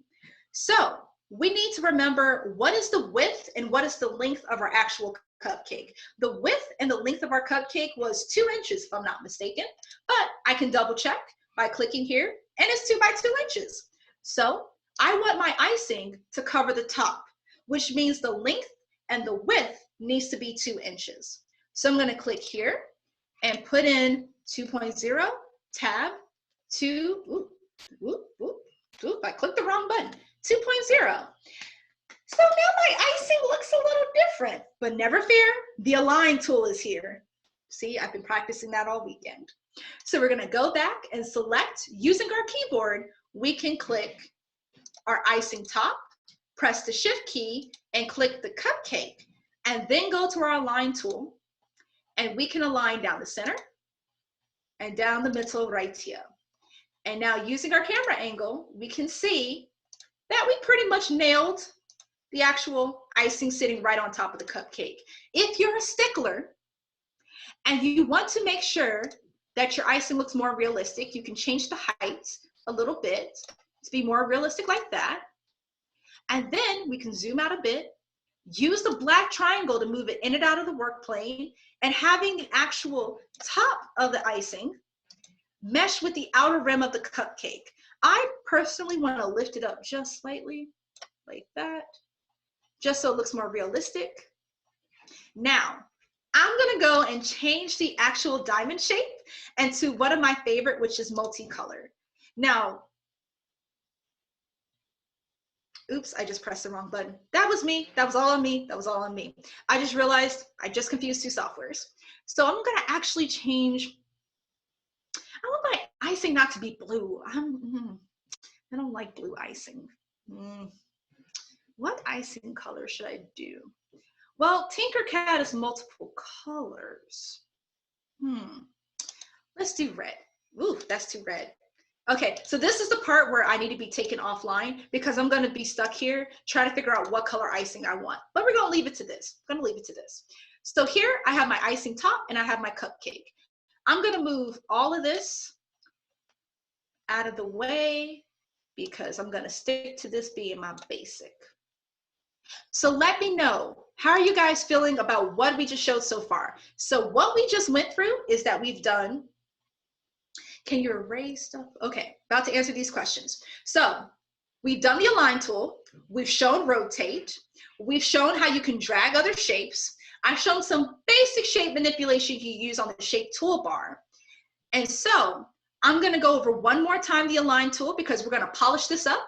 I'm gonna create a quick cupcake topper, and then I'm gonna leave it to you all to create the cupcake topper now that you have all these basic skills in Tinkercad as part of our warm-up before we move into our grand project, which we're gonna be starting today and completing tomorrow. So I see a couple of people are already like, I got this, I'm moving on to my cupcake topper. We see some people asking, can they erase stuff off the shape? I'm gonna show you that in a couple of minutes. And okay, and I'm gonna show you the align feature once more. So if you already feel comfortable with this, go ahead and start working over here or over here, however your work plane is set up, working on your cupcake topper. For everyone else who wants me to redo those steps, I'm gonna redo the align tool and also show you some other tips and tricks so you feel more comfortable with it. So I'm gonna go ahead and move my cupcake here. So using my camera angle, I can see that I finally have my cupcake icing is about 1.5 inches. Whoop, whoop, whoop, whoop. Sorry, the zoom icon is in the way, so give me a second. Okay, so I can tell when I click my black triangle, I want this to be 1.5 inches from my work plane, because that is the height of my cupcake, is 1.5 inches. And so I need my icing top to be over here with my cupcake, because I don't want my icing over here and my cupcake over here. So what I'm gonna do is two methods, depends on your work plane and what shapes you're working with. In this example, both methods work. I'm gonna click here and drag across to select both objects with my mouse. Once I've selected both objects, I'm gonna go over to my right toolbar, click the align tool, and I'm gonna actually tilt it so I'm aligned down the middle, I'm aligned on the side, and I keep a double check that, changing my camera angle here to make sure I'm good. If you ever are concerned before you click the align tools on those sides, and there's sometimes you're not aligned dead center, a cool feature is using what I call the align tools future. Is that what I call it? The future retrograph? No, I call it the magic 8-ball, but not like the traditional magic 8-ball you would shake and sometimes it goes, I don't know. This actually shows you what your future looks like. So as you see here, I'm gonna change my perspective so it's easier for you to see. When I highlight here, it's gonna show what it looks like when all of it is aligned towards the front. So what if everything had aligned towards the front? That can be centered, but you know, I like to be a stickler. If it's aligned towards the back, you see that there's a little space towards the front that is not exactly centered, but what does it look like when it's centered right in the middle? It looks perfect. So I'm gonna click that option. Now, this one I'm just showing you, this doesn't apply to this cupcake, but what this vertical one does, it says what happens if all the shapes were on the same level. Here is the bottom, that's why we can't see the icing. Up here is what happens if all the shapes were up here, which is why we still don't see the icing. And what happens if the shapes are here, which again, we still won't see the icing because the icing would be inside the cupcake. So that part of the feature we won't miss with today, but it's something we're gonna explore later on in the week. So now we're tilting to the side and we have our cupcake. Did that answer the align tool questions for folks? Ooh, dang, some people are like, oh, I'm making a whole 6-pack of cupcakes for folks. Do what you gotta do. Okay, so now that we have our aligned cupcake, it's time for us to look at our cupcake topper. But there's one little caveat. If I start designing around this, I may accidentally move this around or may accidentally move my icing part around. So this is where it's a perfect time to add the group tool to two shapes that we want to maintain their relationship together. I mean, my cupcake icing is looking good. My cupcake is looking good. They tight, they bonded, they have good chemistry. I know they're gonna make it. I'm gonna send an invite and I know they're gonna return it with, yes, of course, you're invited to our wedding. It's gonna happen as soon as all this is over. So what I need to do, use the group tool to make sure they stay together. So I'm gonna select and drag over both to make sure both shapes are selected. If you ever feel like you can't tell, there's two ways to tell if you selected your shape. You'll see here there's a blue outline. That blue outline lets you know that object is selected. Another way you can tell, this is a little tip, you can go over to your toolbar and on the right-hand side when you select more than one object, you can see it says shapes 2 in parentheses. That means whatever number of shapes you've highlighted, those are the number of shapes there. Luckily, we only have 2 shapes, so it says shapes 2. Now we can go over to the group key and it groups it. But oh no, tragedy, alas, all the time I spent changing the color on my cupcake icing was for naught because now my cupcake, I didn't color as my cupcake, but I can just go over here to the multicolor tool, which allows for me to keep the actual object group, the unique colors I've spent so much time curating. And so now that we have this grouped, I can just click the shape and move it as one, because now they're a unit that can work together. So now I have this shape. I'm going to go back to my home view, move my cupcake over to the side, and now I'm going to work on my cupcake topper. Now, everyone should have their own sketch or idea of what they want their cupcake topper to look like. So see, this is the problem with the rainbow color. There is a way to do it. I'm going to do it at the end because it takes a bit of time.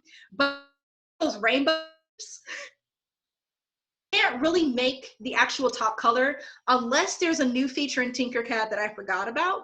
The most I can do is make it transparent. The multi allow for different shapes. I blanked because there's another software I teach, which is Fusion 360, and it allows for me to have that feature, but I can't here. I think there is a way, one of my students showed me, there was a way to make a rainbow of one of the shapes because they spend hundreds of hours trying to figure it out.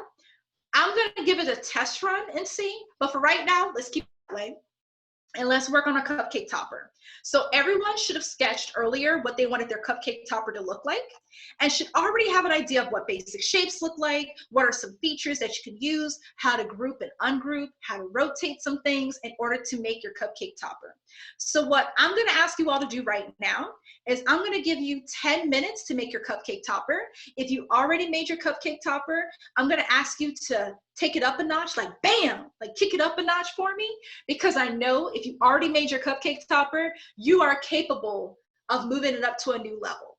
And what I mean by taking it up a notch, feel free to add dimensions, make it not just a flat piece that you stick into the cupcake's icing, but maybe think of it having like multiple dimensions, maybe have like a keychain hanging off of it. So when like you blow out the candle on your cupcake as a celebration to yourself, you have like a little wind chime blowing. Something unique, something that's going to challenge your Tinkercad skills. I'm going to keep my Q&A chat box open so I can answer any questions you all have as you're exploring at this time. But this is your time to tinker together and being able to ask me questions. And I'm also going to ask you guys questions on how to actually do certain things, since I know we have a couple of experts in this webinar, to actually being able to unleash your inner maker.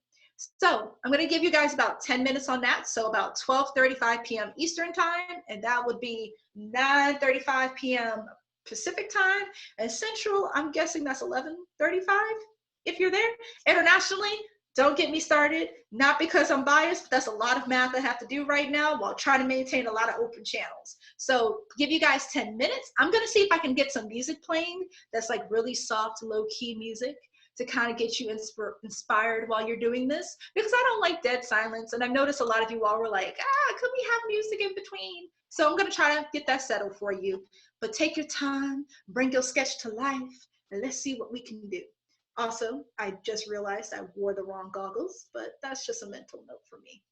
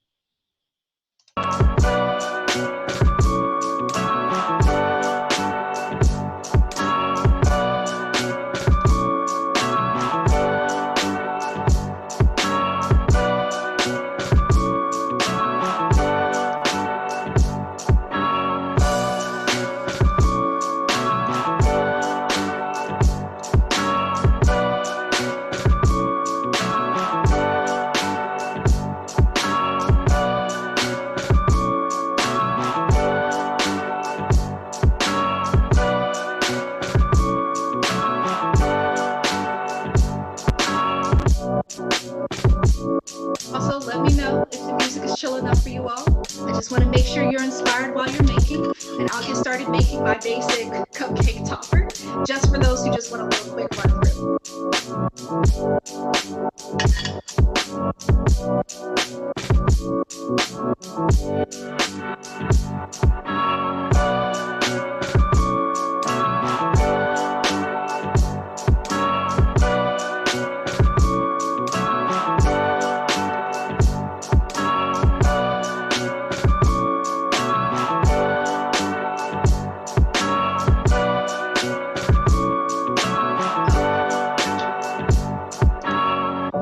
We're just working on this. We're just trying to get it in order to actually be able to make this a more comfortable experience for you all.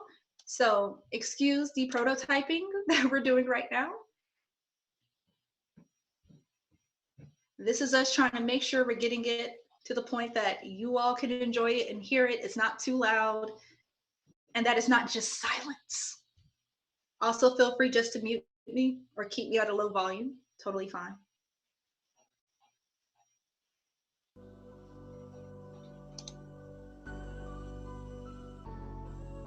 I'm waiting for my internet connection to say I'm trying to do too much, but it's okay. Totally fine.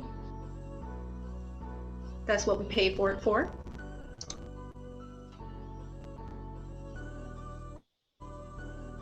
Okay. So here, I'm just going to start off with pretty basic. I'm going to start off with a pretty basic stick, because I want an actual topper that goes into the cupcake that sticks out. So I want mine to be about, since the height of my cupcake is 1.5 inches, I want it to stick through the icing and the cupcake. So instead of being 1.5 inches, I'm going to make it about 2 inches, which is pretty much the length of my thumb, sticking out. So here it's only 1 inch, but I'm going to go ahead and make it 2 inches. Now, in terms of width, I think the width is a bit much, so I'm going to move that into 1/8 inch, which is 0.125. Ooh, nope, I made a mistake there. I made a mistake. 0.125 inches, because I wanted to replicate almost like a toothpick being stuck into my cupcake. And then next up, I'm going to move that down. And I like my cupcake topper to be dead center inside of my cupcake. And so I'm debating if I want to do, I had 2 designs in my head. One was just of the Mbadika logo, so I could show you guys a cool way of importing PNG images. And then another thing was just making like an umbrella, because even though some people are on spring break right now, I wanted to figure out a way to make this like even cooler. So let me see. And if you want to actually use a real toothpick instead of designing one from scratch, if you go onto your right-hand side and you look at the Making at Home collection, there's an actual popsicle stick and a toothpick that's already here. Oh, there's a boba straw. I did not see the boba straw earlier this week. How did I miss the boba straw? Okay, if you go to Making at Home, you can see the popsicle stick, a pencil. You don't want pencils in your cupcake, so that's just for future reference. You can see a toothpick, the boba straw though. I'm getting the boba straw. I'm with this boba straw. Change of plans. Change of plans. That's what happens when you're tinkering live. Things change, plans change. I'm getting this boba straw. So I'm gonna rotate my boba straw. Okay, does it make sense to have a boba straw that is pretty much 4 or 5 times the length of your cupcake? Probably not. But you know what? I'm gonna be ridiculous right now. And yeah, I'm gonna actually manipulate the length of this boba straw. So I notice it's 9 inches in length. And since my cupcake is only 1.5 inches, I'm gonna change that length to 1.5 inches. So wish me luck. Okay, that's cute. She cute. I like her. She works. So I'm gonna use my boba straw here so it can stick in pretty perfectly in there. And then on the actual top, I'm gonna do a basic shape. And then I'm gonna bring over another cylinder. You're probably like, whew, another cylinder, Nisha? But there's a cool thing I wanna do with this cylinder here. And so I'm gonna go, I think everyone should be at the point, they got 2 more minutes, okay. I was gonna say, should I stop the music now? But you guys got 2 more minutes. So for those doing the chill section, I'm gonna let you chill for a couple more minutes. The actual width and length of my actual cupcake topper, I'm gonna make 2 inches. So I have 2 by 2 inches here. And then I'm gonna decrease this just a little bit because I don't want it so thick. And so the thickness, based on my ruler that I have, and just for reference, if you're not really good with like digital stuff and you need to have something hands-on, that's why I love having a measuring tape or a ruler on hand. I can quickly look and eyeball how thick this topper to be. Do I want it to be 1/2 inch? Do I want it to be 1/4 inch? I'm feeling 1/8 inch again. You're gonna find that's gonna be my theme for today. So I'm gonna say 1/8 inch, and it looks like that's what this is because it's 0.125, as you can see right here. So good. Well, that's call me good. That's actual thumbs up for that. So I'm gonna move this here, and I'm gonna align it such that it's actually gonna be gonna raise her up, raise up. Look at the height here. I notice my height is about 0.453. I'm not going to change that because I'm actually using it as if I cut the boba straw to only be 1 inch. So I'm going to actually use that height. So let's remember 0.453, 0.453, 0.453. Okay, here I want to change it that the actual height of this is 0.453. Let's go boom, 0.453. And we're gonna bring it downtown. So I'm gonna use my down arrow to bring it. So that is sitting right on top of that boba straw. And that's because if I was to make this a real life, I would want to imagine that it was almost as if I hot glued my actual topper to that cut piece of boba straw. So I'm gonna rotate back here. And now we're gonna do that align tool. So now I'm gonna click and drag across. And I'm gonna line down the middle. And then I want these to be aligned at the top so I can manipulate it a little bit later. So I'm gonna have it at the top. I of course know that the straw is gonna be completely hidden because of how tall this is, but I just wanna make sure that I have all my bases covered there. So it's good. Now I could group it at this time if I really wanted to, but I'm not done with it yet. But I'm gonna change my camera angle by selecting drag all, going to fit view. And now comes the debate. And this is where I'm gonna leave the fate of my cupcake topper. Okay, there's a couple of questions I'm gonna have to answer, but, okay, the first question I can answer, now I'm looking at my Q&A. I can't repeat. Oh, okay, there's a lot of questions that just hit me right now. Okay, so first, a boba straw is it's like a regular straw you would get for drinking a soda or a juice, etc., but it's really thick. The reason why the straw is thicker than your typical straw is because it allows you to drink boba.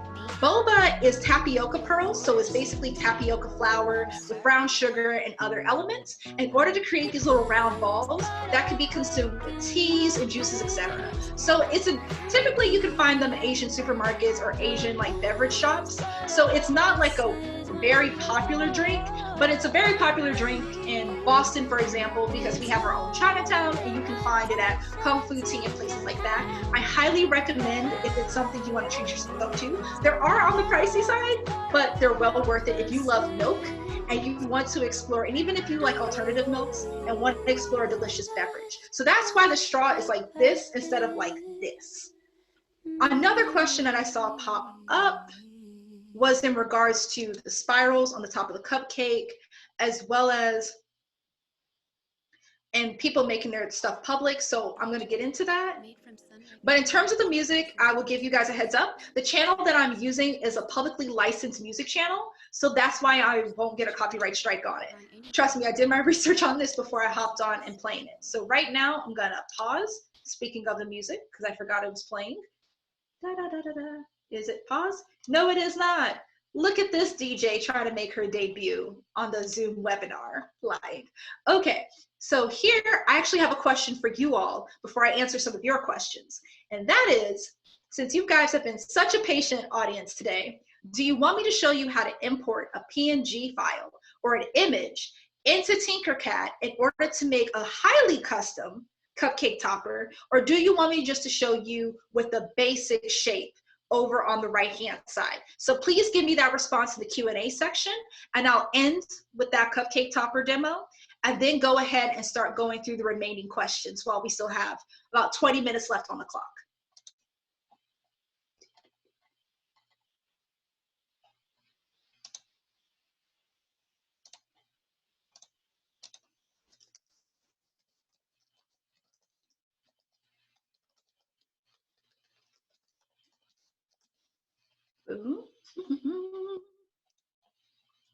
How do you rotate something vertically? Good question. Image. I'd like to learn how to import something. The import thingy. Perfect. Okay. It looks like we're having a lot of import thingy. Let's see. Okay. So the way you can do the import thingy is the same way you can export if you're familiar with that. So perfect. I see some people are already sharing what they have. I'm about to pull up my social media on my phone here so I can actually see what you guys did. But let me showcase how you can import an image. So when you click import on the upper right-hand corner, I'm going to show it again because I did it a little fast. When you click import on the upper right-hand corner, you'll see import shapes, which means you can import a 2D or a 3D file here. Later in the week, I'll show you how you can import your Tinkercad models or models from other 3D design software or CAD software into Tinkercad. But for right now, I'm going to actually show you how to import just a regular PNG file. Now, PNG is your typical file format for pictures. As you can see here, it says it supports STL, OBJ, and SVG. So let me break down those three formats. STL is your basic 3D printer file format or CAD file format. It's the one I would highly recommend if you're just getting started using CAD or computer-aided design software. The reason is, when you import it to other softwares or you send it to a 3D printer, the likelihood that your CAD model is going to be missing parts is slim, because you're still doing basic manipulation of shapes. If you're importing as OBJ, that gets kind of tricky. The reason is OBJ is not as widely accepted by computer-aided design softwares, from my experience. Now, if you're a professional in the field, that's a whole different ball game. But I mean, if you're a beginner, or if you've been using computer-aided design software for a year or two, OBJ it's kind of probably not the file format you want to go for unless the software you're using specifically says it only accepts OBJ. Think of it as a Microsoft Word document versus PDF. You can answer and look at the text in both if you have the right software, but sometimes you can't use a piece of software to view a PDF, and the same thing for not being able to use a Microsoft Word document. The last one, that last file format, is a very magical format. It's SVG, which is scaled vector graphics. If you've ever seen an image on the internet that looks highly pixelated, it's because someone has changed the size of it, and it's kind of hard to actually see what happened to all those pixels or all those little dots on the image. With the scaled vector graphic, anytime you scale the graphic to whatever size you want, it keeps the same dimensions that you have in the original image, or keeps them pretty much to the point that you have minimal pixelation. So instead of having an image that you have to guess what you're looking at, and this is the perfect time for you have to like kind of zoom in and see exactly what you're looking at, you actually can see it. And that's why SVG files are preferred. Now, we're going to explore later this week and next week on SVG files for something else, because they're great for 2D files. But I've blattered on enough. So here, I'm going to choose a file, and because I want to protect my privacy, I'm actually going to stop sharing my screen for a second, because yeah, I don't need y'all knowing all my business, but it seems like I can't do that right now. Got it. Perfect. Give me 1 sec. I'm just going to load the actual file I have. And the reason I do this is because, as you probably know on your computer, there's stuff that you don't know that will pop up sometimes when you do a search. And I have learned the hard way in terms of protecting people's privacy, and especially protecting my privacy, that there's certain things I don't need you all to know about my life. And then everyone's starting to go like, well, what is she hiding? I don't know what she's hiding. Well, don't worry about it. It's totally fine. Totally fine. Totally fine. So let me look at what traditional SVG files I have.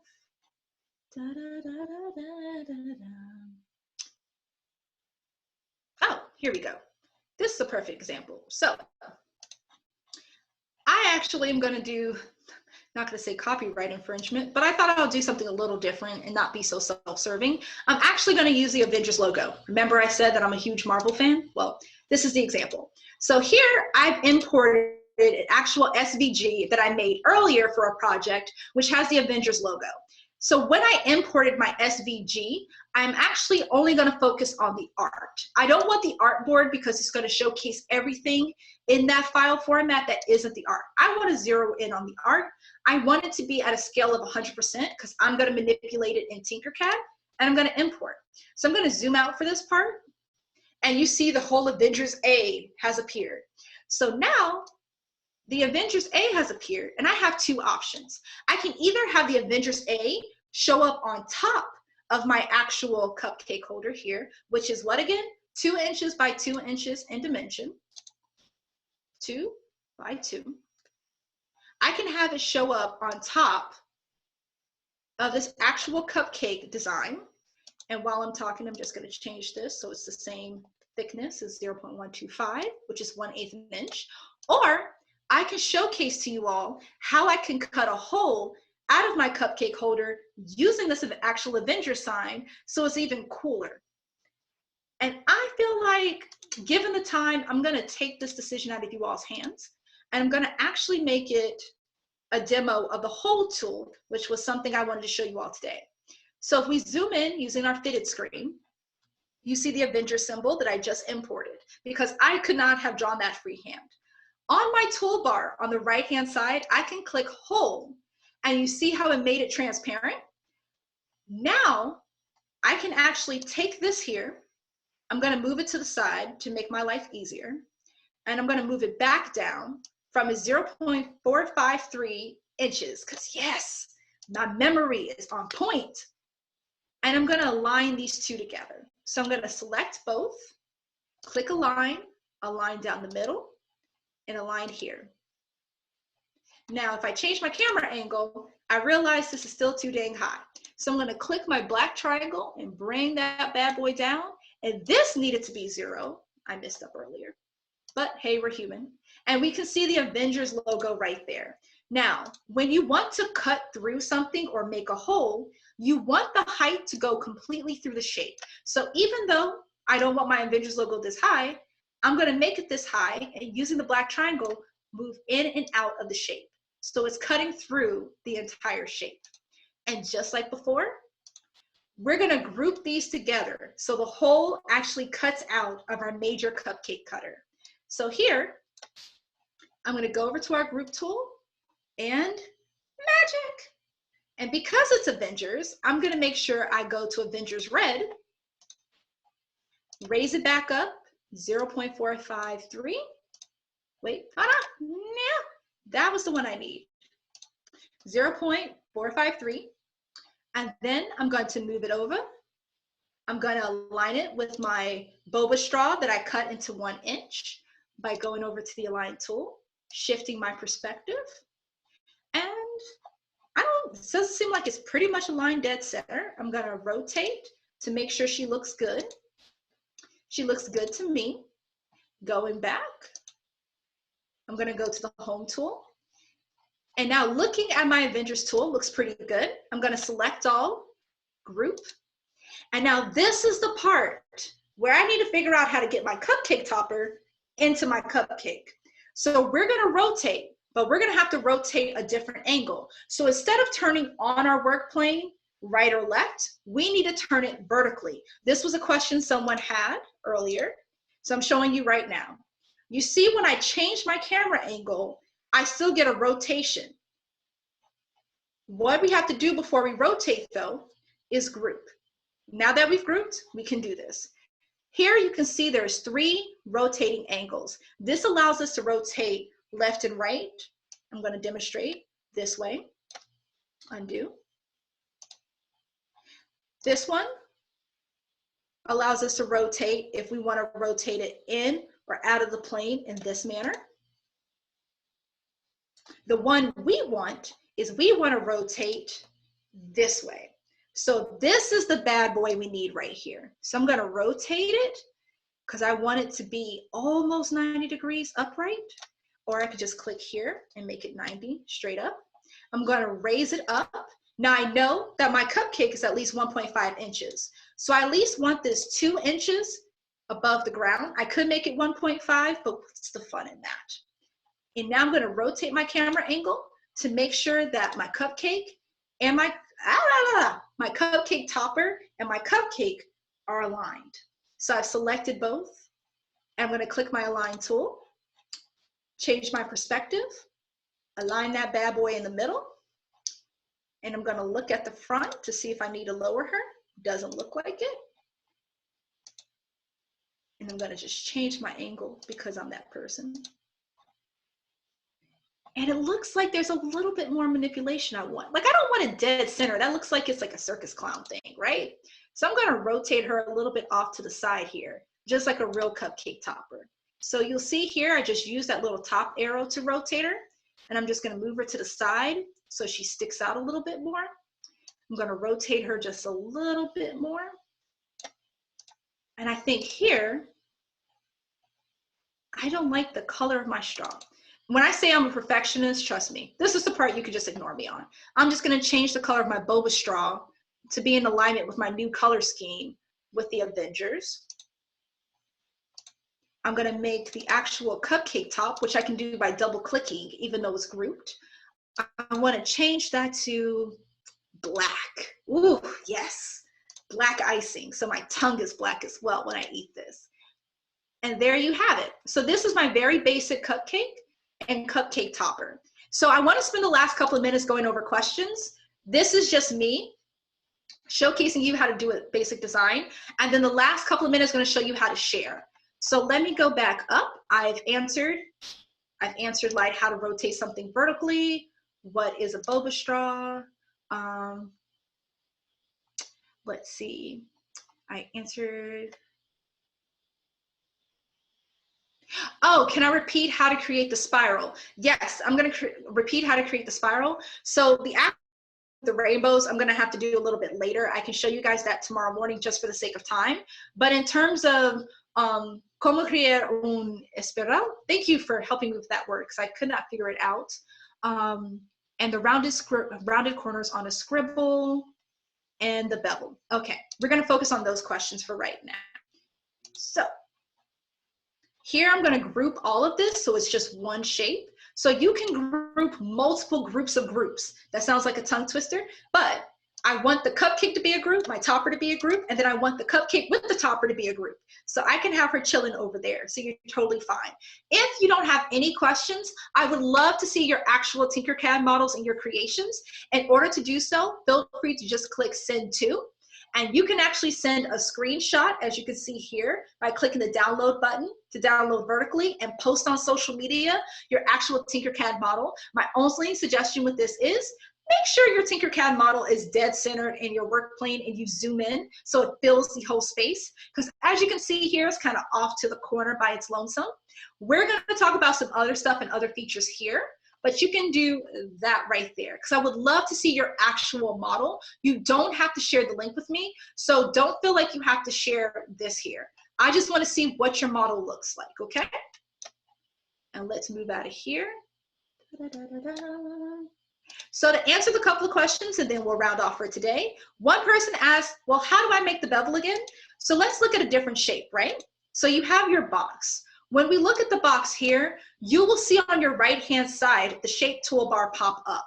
This will have all the features you need in order to create whatever shapes you can or whatever manipulations or changes you want to make to your Tinkercad shape. So here, I can even change the length a little bit. I can even increase the radius, which allows for me to create really cool shapes. I don't know why my voice went like that, but you can make really cool shapes, change their heights, the steps you want to make them into this, because that looks like a pill speaker, or the Beats pill speaker, etc. So you can change those features that way using the shape toolbar. Another question was about the spiral. So there's multiple ways you can create the spiral, as people have discovered. The one we did today was taking the diamond shape out of the basic shapes toolbar, and we just rotated it 90 degrees, well, 180 degrees, in order to have it look this way, if that makes sense. And don't panic if you think this is your only time to see this tutorial. Feel free to re-watch certain parts, which we'll actually have on our YouTube channel, if I was going way too fast for you. Remember, the purpose is for you to be met where you're at.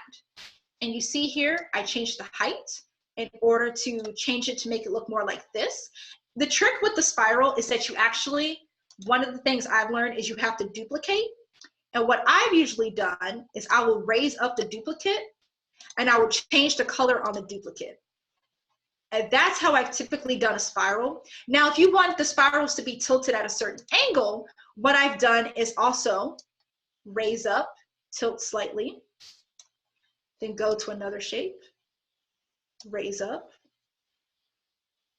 whoop, tilt slightly, decrease its height, and just manipulating it that way, slowly but surely, in order to make my swirl. There's probably a nice and an easier way to do this, but this has been the way I've told my students to do it. Like right now, because I'm rushing, it doesn't look cute, but you can actually do it in such a way, even with toruses, which is probably an even nicer bet, which is this shape right here.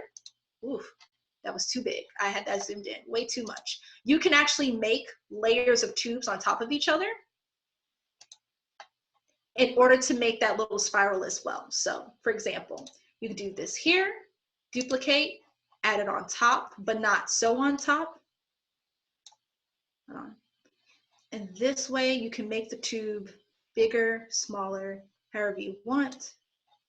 And then we could change the color. And then just do it all the way up to the top and do something of that nature to make like almost a half dome spiral that you would want. Let's see some other questions that we have. Round corners on a scribble. So there is a way to round corners on a scribble. I don't remember exactly. I'm only human, but let me see what you're talking about, because I know the scribble can have really sharp edges. So let me do, oh Jesus, how did I miss that? Let's pretend that was supposed to be a square. So I know that you can click, is this the one that I'm looking for? Oh, hold on. Let me clear my work plane. So I usually click draw shape, use the actual pencil tool. But I think I just misused this on, did I just misuse this? I totally just misused this. Okay. I do not know how to do round corners. I thought I did. I'm gonna have to ask a couple of my colleagues on that one. And if I do find it, I'll post it on my Instagram.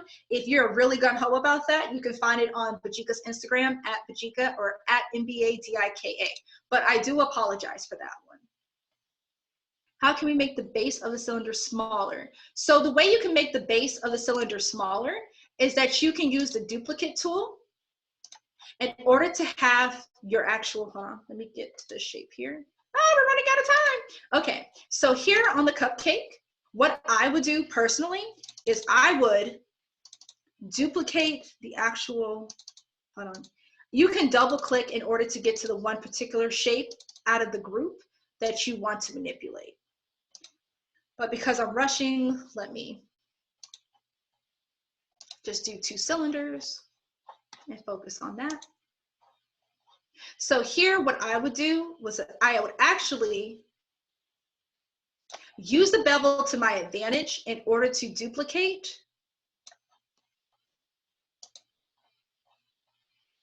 and have 2 sitting on top of each other and manipulate it slightly with the bevel being slightly bigger or slightly smaller on this top part. And then you can slowly expand it out. If you want to make it that your base literally is smaller than your top, a cool hack is to also have the cones and invert them. So one cone circular base is at the top and another cone circular base is at the bottom, and manipulate it that way, and then put a cylinder in the middle to cover up how you've expanded out the top and the bottom. But you also asked a question about how can you erase part of a shape. Now, the sum of all shapes is the addition or subtraction of another shape. So let's say here, I wanted to create a sharp angle on my cylinder. I can turn this top shape into a hole, and then I can rotate it using that weird arrow in the back, and I can manipulate this as such. Let me make a nice clean cut. Select both, group, and I just eliminated that part of the shape to make almost that kind of sharp drop off in the shape.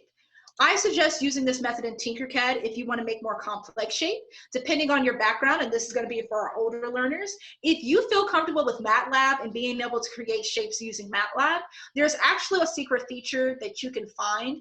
When you go into basic shapes, you should be able to go to shape generators and actually create it like you would if you were using MATLAB. So if you want more complex shapes and you don't want to be using a roof to cut a square or using this to cut this, then feel free to use that.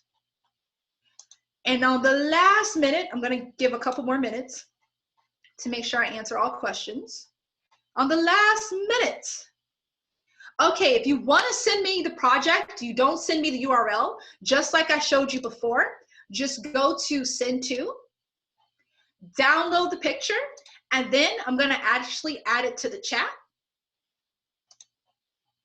You can post a picture to our social media, so that can be tag us on Twitter, Instagram, or Facebook, and don't forget to use the hashtag TinkerTogether in order for us to find your picture and actually retweet it, and for me to give you a couple of comments. So I'm going to actually post that information in the chat. Oh, there it is. Okay, so I'm going to actually post that information in the chat side, so you'll see it pop up. Post your screenshot.